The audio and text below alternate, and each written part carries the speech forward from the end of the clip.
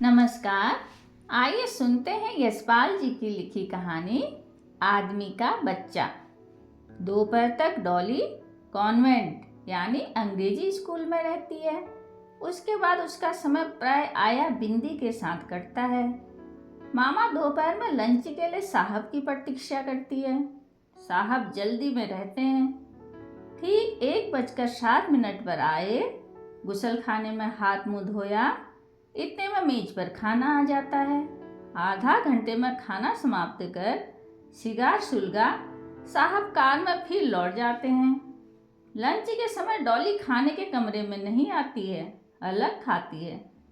संध्या 5:30 साहब मिल से लौटते हैं तो बेफिक्र रहते हैं। उस समय वे डॉली को अवश्य याद करते हैं।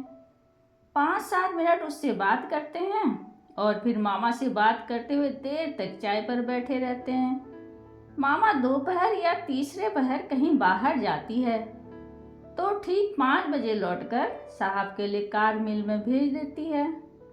डॉली को बुला साहब के मुआयने के लिए तैयार कर लेती है। हाथ मुंह धुलवाकर डॉली की सुनहलापन लिए काली कत्थई अलकू में वे अपने सामने कंघी कराती हैं।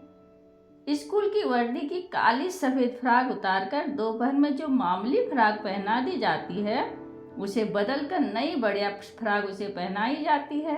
बालों में रिबन बांधा जाता है। सैंडल के पॉलिश तक पर मामा की नज़र आ जाती है। बग्गा साहब मिल में चीफ इंजीनियर हैं, विलायत पास हैं, 1200 रुपया महीना पाते हैं, जीवन से संतुष्ट हैं, परंतु अपने उत्तरदायित्व से भी बेपरवाह नहीं। बस एक ही लड़की है डॉली, 5वीं वर्ष में है। उसके बाद कोई संतान नहीं हुई। एक ही संतान के प्रति अपना कर्तव्य पूरा कर सकने से साहब और मामा का पर्याप्त संतोष है। बग्गा साहब की नज़र में संतान के प्रति उत्तरदायित्व का आदर्श ऊंचा है। वे डॉली को बेटी या बेटा सब कुछ समझकर संतोष किए हैं। यूनिवर्सिटी की शिक्षा तो वो पाएगी ही, इसके बाद शिक्षा क्रम पूरा करने के लिए विलायत जाना भी आवश्यक और निश्चित है। संतान के प्रति शिक्षा के उत्तरदायित्व का यह आदर्श कितनी संतानों के प्रति पूरा किया जा सकता है? साहब कहते हैं, यूं कीड़े मकोड़ों की तरह पैदा करके क्या फायदा? मामा विशेष बग्गा भी हामी भरती हैं। और क्या? डॉली डॉली डॉली। मामा 3 दफे पुकार चुकी थी। चौथी दफे उन्होंने आया को पुकारा। कोई उत्तर न पाए खिसिया कर स्वयं बरामदे के निकल आई। अभी उन्हें स्वयं भी कपड़े बदलने थे। देखा बंगले के पिछवाड़े से जहां धोबी और माली के क्वार्टर हैं, आया डॉली को पकड़े ले आ रही है। मामा ने देखा और धक्के से रह गई।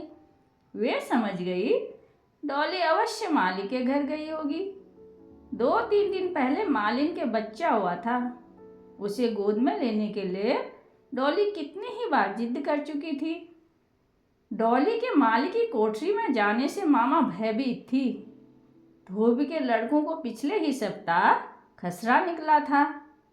लड़की उधर जाती तो उन बेहुदे बच्चों के साथ शहतूत के पेड़ के नीचे से धूल में से उठा उठा कर शहतूत खाती। उन्हें भय था उन बच्चों के साथ डॉली की आदत बिगड़ जाने का। आया इन सब अपराधों का उत्तरदायित्व तो अपने ऊपर अनुभव कर भयभीत थी।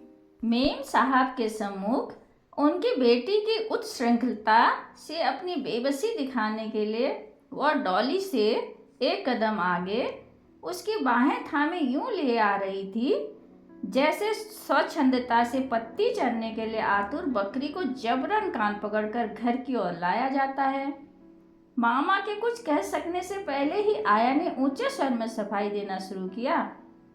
हम जरा सैंडल पर पॉलिश करे के तय भीतर गए। हमसे बोली कि हम गुसल खाने जाएंगे।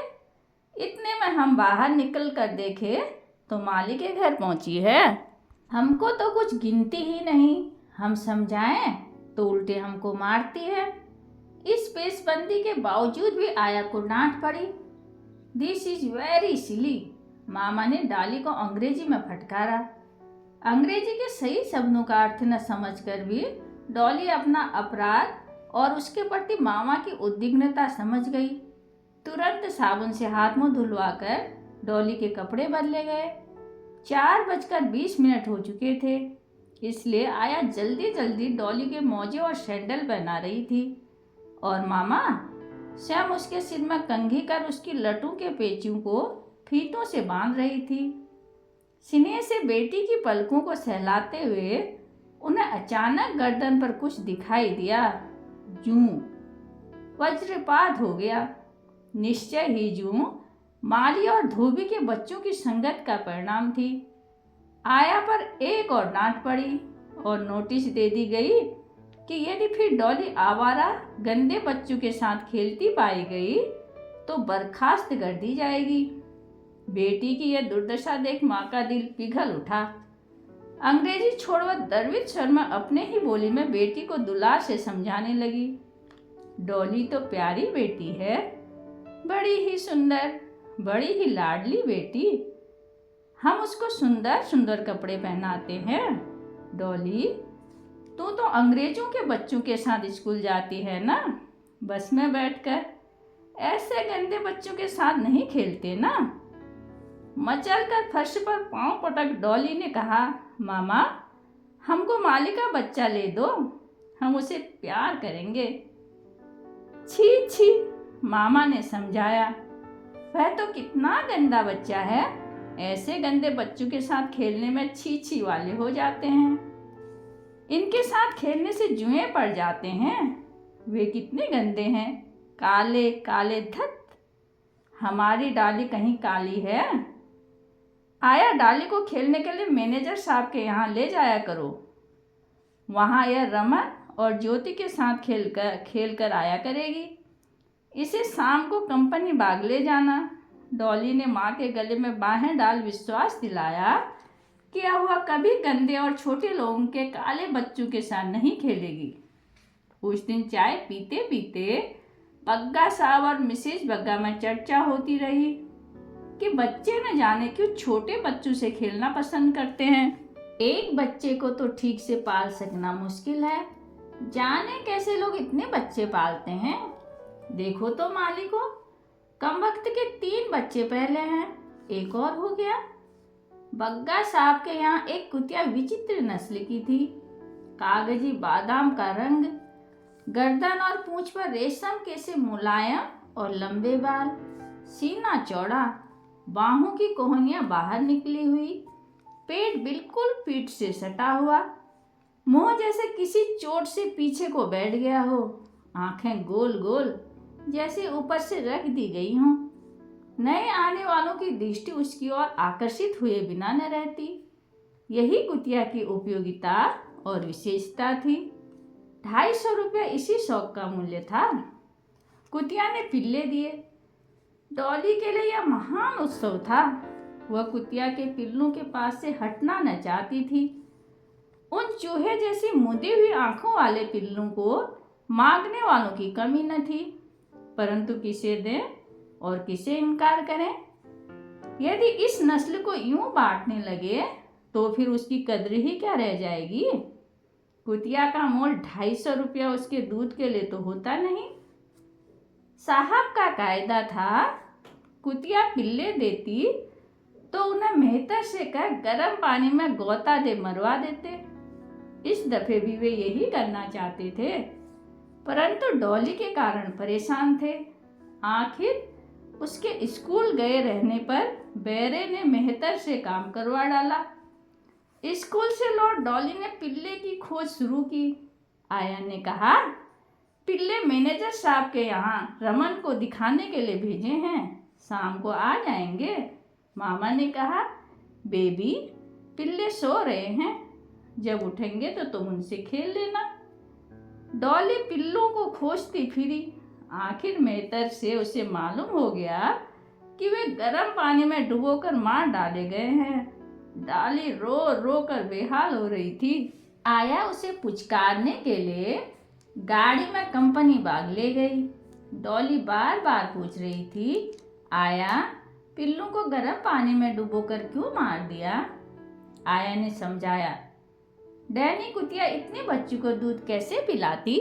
वे भूख से च्यों च्यों कर रहे थे, इसलिए उन्हें मरवा दिया। 2 दिन तक डैनी के पिल्लों का मातम डैनी और डॉली ने मनाया। फिर और लोगों की तरह वे भी उन्हें भूल गई।